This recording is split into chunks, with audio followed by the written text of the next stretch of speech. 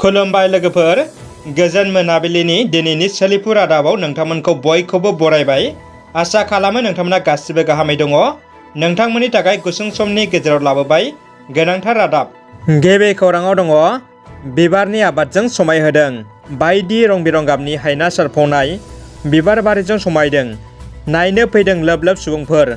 मिथिनाय बायदिब्ला क'क्राझार सहरजों नांजाबनाय थिथागुरि भबानिपुरनि बिथां ऋषि कुमार मोसाहारिया बिबारनि फुलि एबा फ्ल'रिस्ट नार्सारि खालामनानै जाफुंसार जानो हादों।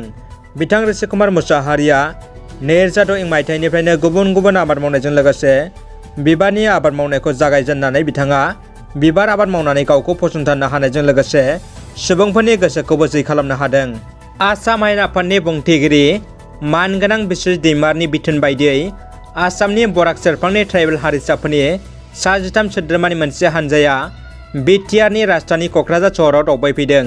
खौरांनि बायदिब्ला बिथांमोना बर' हारिनि हारिमु थासारि, जिउखां राहा आरो बिटिआरनि थासारिखौ खौरां लानो थाखाय बिटिआरनि राजधानी सोहोर क'क्राझार सोहोराव दावबायफैदों।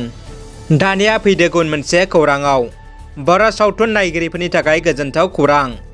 बिस सुंद' बर' सावथुनखौ इउटुबाव हगारबाय।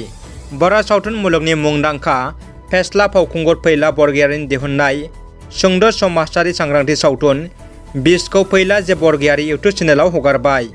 बिस सुंद' सावथुनखौ समाजाव सोलिनाय निसा फेग्रा मुवानिफ्राय सुबुंफोरखौ सांग्रांथि लाबोनो थाखाय सावथुनखौ खालामनाय जादोंमोन। माखासे सान सिगां बिस सुंद' सावथुनखौ बर' गामि गामि दिन्थिनायबो जादोंमोन। दा बे सावथुनखौ नोंथांमोना इउटुबाव नायनो हासिगोन। लिंकखौ डिस्क्रिप्शनाव होबाय। सुइजारलेण्ड हादराव दिहुनदों गोदान मेसिन। बे मेसिनखौ लानानै बुहुमनाङै गोबां चर्चा जादों। सोमोनांथावना मेसिन, जाय समाव बुहुमाव गोनोखोगिरिफ्रा बेराम आजार सोखानो सुबुं जिउखौ बांहोनो नायबिजिरसंगासिनो, बेबायदि बुब्लियाव 1 मिनिटावनो सुबुंनि जिउखौ फोजोबनो हानाय मेसिनखौ लाना बुहुमनाङै सोमोनांदों आरो खोब चर्चा जादों। सुइजारलेण्ड हादरनि सरकाराबो सुइसाइड मेसिनखौ आयेन बायदि गनायथि होदों। बे मेसिनखौ दिहुननाय कम्पानिया दाबि खालामदों 1 मिनिटावनो सुबुंखौ बुथारनो हायो होननानै आरो बेजों जेबो खस्थ' मोना होननानैबो बुंबावदों। लोगोसे बेखौबो बुंदों, जायफोर बेराम आजारजों सैसोना एसेबो दोरोदनो हायै सुबुंफोरनि थाखाय बे मेसिनखौ बाहायनो हागोन। मानोना सुइजारलेण्ड हादराव 1000निबो बांसिन सुबुंफ्रा गुबुननि मददाव सुइसाइड खालामदों। बे दाबि मेसिनखौ लानानै बुहुमनाङै सुबुं माहारिया गोबां सावरायदों। दानिया फैदो जोबथा खौराङाव। आर्मिनि हेलिकप्टार क्रेश जादों।